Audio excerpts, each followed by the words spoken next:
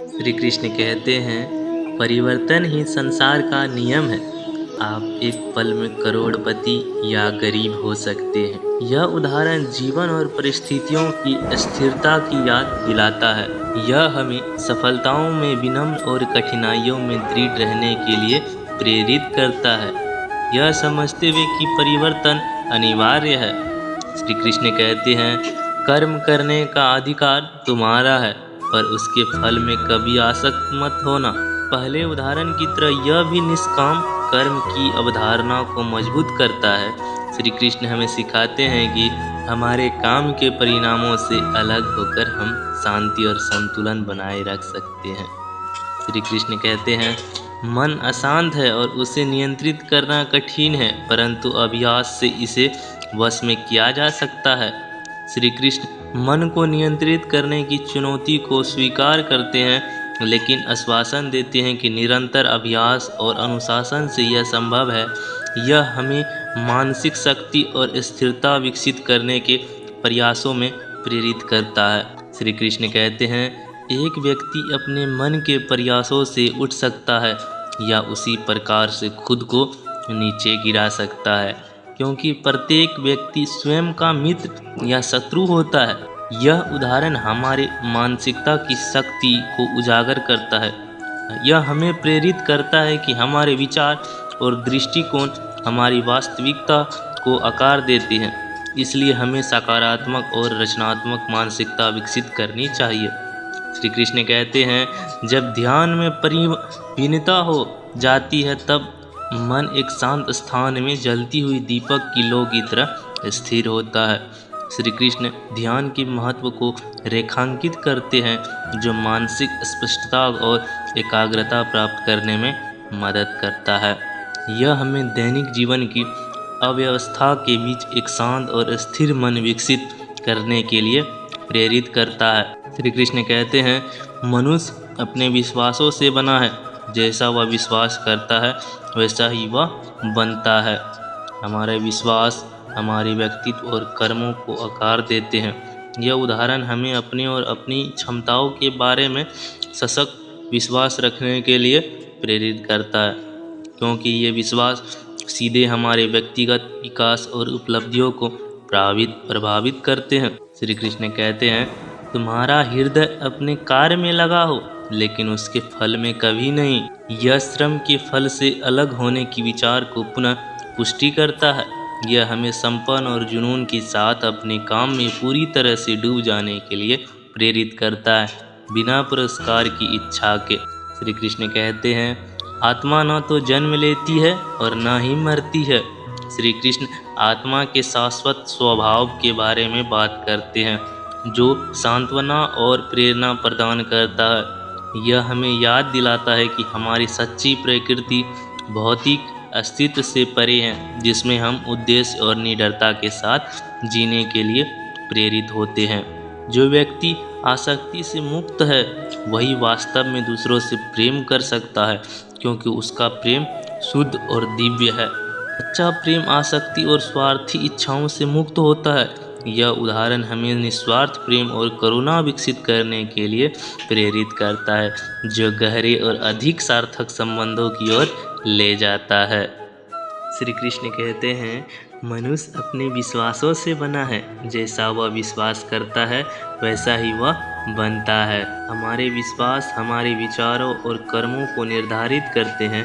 यदि हम सकारात्मक विश्वास रखते हैं तो हम सकारात्मक परिणामों को आकर्षित करेंगे। यह उदाहरण हमें अपने विश्वासों को मजबूत और सकारात्मक बनाए रखने की प्रेरणा देता है। श्री कृष्ण कहते हैं, जो हुआ वह अच्छे के लिए हुआ, जो हो रहा है वह अच्छे के लिए हो रहा है, जो होगा वह भी अच्छे के लिए ही होगा।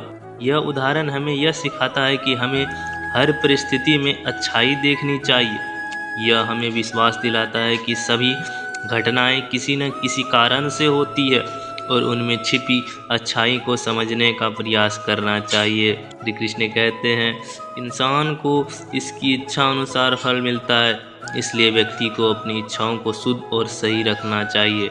हमारी इच्छाओं हमारे जीवन को आकार देती है।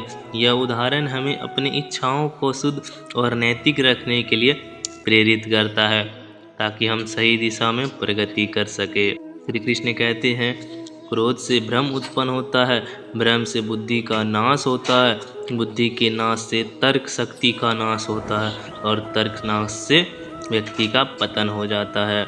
यह उदाहरण हमें क्रोध के विनाशकारी प्रभावों के बारे में चेतावनी देता है और हमें धैर्य और संयम रखने के लिए प्रेरित करता है। श्री कृष्ण कहते हैं, समय से पहले और भाग से अधिक किसी को कुछ नहीं मिलता। यह उदाहरण हमें धैर्य और विश्वास बनाए रखने के लिए प्रेरित करता है। यह हमें सिखाता है कि हमें अपने प्रयास जारी रखने चाहिए, लेकिन समय और भाग्य पर विश्वास भी रखना चाहिए। श्री कृष्ण कहते हैं, जो व्यक्ति अपने मन को नियंत्रित नहीं कर सकता, वह अपने शत्रुओं को कैसे नियंत्रित कर सकता है। आत्मनियंत्रण सबसे महत्वपूर्ण है। यदि हम अपने मन को नियंत्रित कर सकते हैं तो हम बाहरी चुनौतियों का भी सामना कर सकते हैं। यह उदाहरण हमें आत्म अनुशासन का महत्व समझाता है। श्री कृष्ण कहते हैं, जो व्यक्ति दूसरों की भलाई में आनंद पाता है वही सच्चा और महान है। यह उदाहरण हमें निस्वार्थ सेवा और परोपकार के महत्व को समझाता है।